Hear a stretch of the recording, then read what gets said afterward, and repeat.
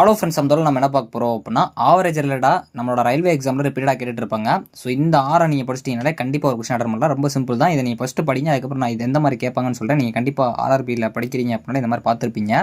So first சம்மு ஆவரேஜ்னு பார்த்து வச்சுக்கோங்க. Sometimes ரப்சீட்டில் கூட எழுதி வச்சுக்கோங்க உங்கள் எக்ஸாமில் வந்துச்சு அப்படின்னா.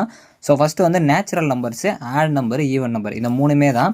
Some average, natural number, add number, even number, இது மட்டும் நீங்கள் பார்த்தீங்கனாலே போதும். ஸோ ஃபஸ்ட்டு பார்த்தீங்க அப்படின்னா நேச்சுரல் நம்பர்ஸ், அதாவது சம்மில் கேட்குறாங்க அப்படின்னா n × n + 1/2 இதை மட்டும் நீங்கள் படித்தாலே போதுமானது. ஸோ அதுக்கப்புறம் ஆவரேஜில் கேட்குறாங்கன்னா அந்த என்ன கட் பண்ணிடுங்க, n + 1/2. ஸோ அதுக்கப்புறம் சம் ஆஃப் என் நம்பர், அதாவது ஆட் நம்பரில் கேட்குறாங்க அப்படின்னா n². ஸோ அதில் ஒரு என்ன கட் பண்ணிடுங்க n. ஸோ அதுக்கப்புறம் ஈவன் நம்பரில் கேட்குறாங்கன்னா n + 1, அதில் ஒரு என்ன கட் பண்ணிடுங்க n + 1. ஆக்சுவலாக இது மட்டும் நீங்கள் படிச்சிங்கனாலே போதும். இதோட மாடல் சம்ஸை நம்ம பார்க்கலாம். ஸோ ஃபஸ்ட்டு பார்த்தீங்க அப்படின்னா சம் ஆஃப் ஃபஸ்ட்டு 20 நேச்சுரல் நம்பர்ஸ்னு சொல்லி கொடுத்துருக்காங்க. ஆக்சுவலாக வந்து உங்களுக்கு சம்மன் கொடுக்கல அப்படின்னா நீங்கள் அந்த சம்மை வந்து கன்சிடர் பண்ணிக்கோங்க. ஆவரேஜ்னா உங்களுக்கு மென்ஷன் பண்ணிடுவாங்க. அதே மாதிரி ஆவரேஜில் போடுறப்போ கண்டிப்பாக உங்களுக்கு பாயிண்ட் வேல்யூஸ் வர வாய்ப்பு இருக்குது. ஆனால் நீங்கள் சம்மில் பண்ணுறப்போ உங்களுக்கு மேக்ஸிமம் வராது. ஸோ இதில் ஃபார்மில் நம்ம என்ன பார்த்தோம், n × n + 1/2. இதில் என்னென்னா ஒன்றும் இல்லை, இந்த 20 தான். அப்போ 20 × 21/2. ஸோ இதை நம்ம அடிக்கிறப்ப ஆன்சர் வந்து இங்கே 10ன்னு வரும். ஸோ அப்போ நம்மளுக்கு வந்து இதை இருக்கிறப்போ 210 தான் ஆன்சரு. ஸோ அடுத்து ஆவரேஜோட ஃபார்முலா என்ன அப்படின்னா n + 1/2 இதான் வந்து பார்த்தோம். என்னங்கிறது என்ன அப்படின்னா 50. ஸோ அப்போ 51/2ன்னு வரும். ஆக்சுவலாக உங்களுக்கு நான் ஆவரேஜ்னாலே பாயிண்டில் வரணும் அப்படிங்கிற மாதிரி சொன்னேன்.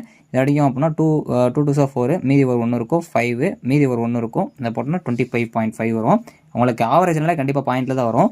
ஸோ அதுக்கப்புறம் ஃபஸ்ட் ஆஃப், அதாவது sum of first average number. Suppose இதை உங்களுக்கு கண்டுபிடிக்க முடியல, 15 ஆட் நம்பர் கொடுத்துருக்காங்க, இதை கண்டுபிடிக்க முடியல அப்படின்னா உங்களுக்கு ஆவரேஜ்னு வரலனாலே நீங்கள் வந்து இதை ஆட் நம்பரை எடுத்துக்கோங்க, அதாவது வந்து சம்லாம் எடுத்துக்கோங்க.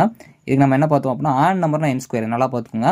ஸோ அப்போ 15ஓட ஸ்கொயர் என்ன அப்படின்னா 15 × 15 போட்டிங்க அப்படின்னா 225 வரும். இதுதான் ஆன்சரு. ஸோ அதுக்கப்புறம் வந்து ஆவரேஜ் ஆஃப் 25 ஆட் நம்பர்ஸ். இதை நான் என்ன பார்த்தேன், என்னன்னு பார்த்தேன். அப்போ ஆன்சர் 25 தான். ஸோ ரொம்ப சிம்பிளான ஒன்று கேட்டாங்கன்னா பார்த்துக்கோங்க. ஆவரேஜ், அதே மாதிரி ஆவரேஜில் பாயிண்டில் வரணுங்கிறக்காக ஆட் நம்பர்லேயும் பாயிண்டில் வரணும் எதிர்பார்க்காதீங்க, அப்படியே டேரெக்டாக ஆன்சரு. ஸோ அடுத்த sum of first 12 even numbers. So இதில் ஃபார்முலா பொறுத்த வரைக்கும் n × n + 1, இங்கே 2 போட்டுறாங்க. நானே கன்ஃபியூஷனால தான் பார்த்தீங்க அப்படின்னா இங்கே வந்து சம்மு தப்பாயிருச்சு. ஸோ அதனால் n × n + 1, n + 1/2ங்கிறது மொதல் வரும் நேச்சுரல் நம்பர்ஸ்க்கு.